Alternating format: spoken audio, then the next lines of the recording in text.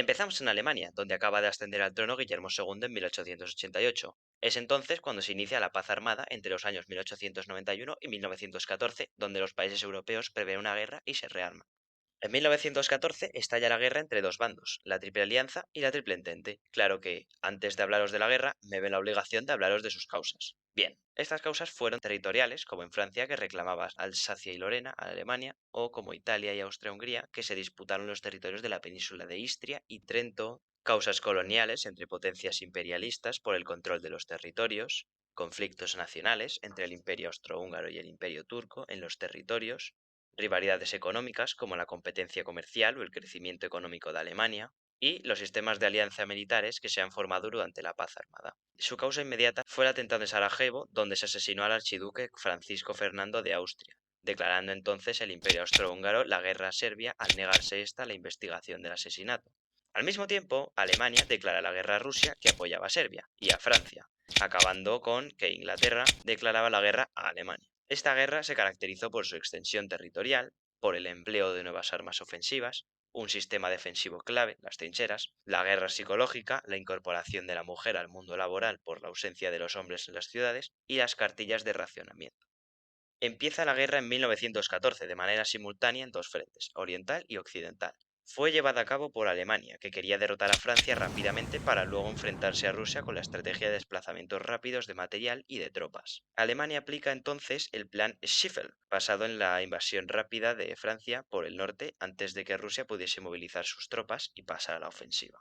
Claro que una cosa es la teoría y otra la práctica, que salió mal por la resistencia de los franceses, mientras que Rusia va adquiriendo territorios por el oriente de Alemania hasta que éste mandó tropas allí. A finales de año, Turquía se une al bando de los imperios centrales.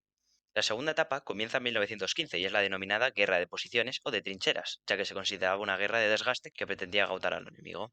Los frentes se estabilizaban a lo largo de extensas líneas de trincheras protegidas. Tuvieron lugar dos batallas importantes en Verdún y en Somme. Entraron más países como Bulgaria, Rumanía, Portugal, Japón e Italia, que se supone que iba a ir con la Triple Alianza, pero bueno, permaneció neutral y ahora de repente decide cambiar de equipo. El final de la guerra fue marcado por 2 años. En 1917, año clave donde estalla la revolución comunista en Rusia, que obliga a Rusia a retirarse y firmar el Tratado de Brest-Litovsk con Alemania, y la entra en escena de Estados Unidos apoyando a los aliados por la destrucción de la Lusitania por parte de los alemanes. En 1918, Alemania lanza una ofensiva en el frente oeste que Francia logra desistir en parte por la ayuda de Estados Unidos. Los problemas internos y el agotamiento provocarán la rendición de los imperios centrales y la Paz de París en 1919, donde se firman numerosos tratados como el de Saint-Germain con Austria, el de Trianon con Hungría, el de Sèvres con el Imperio Otomano, el de Neuvilly con Bulgaria y el de Versalles con Alemania, donde la obligan a desarmarse, realizar importantes concesiones territoriales, perder sus colonias, entregar a Alsacia y Lorena y pagar las reparaciones a los vencedores. Después de todo esto, hubo cambios territoriales en Europa. Alemania entrega sus colonias y el Sacre, devuelve Alsacia y Lorena a Francia y Poznan y Prusia a Polonia, reconociendo también la independencia de esta. Desaparecen los imperios ruso por la URSS, el otomano por Turquía, el austrohúngaro por Austria, Hungría, Checoslovaquia y Yugoslavia, y el alemán por la República de Weimar.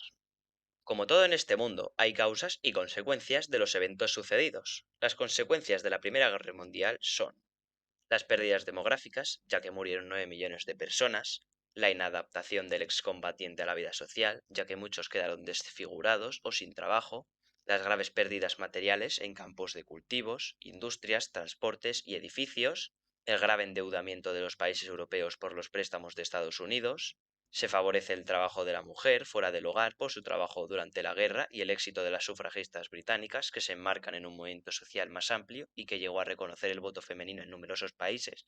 Se promueve la ideología pacifista y la antimilitarista y la hegemonía mundial europea fue sustituida por la de Estados Unidos.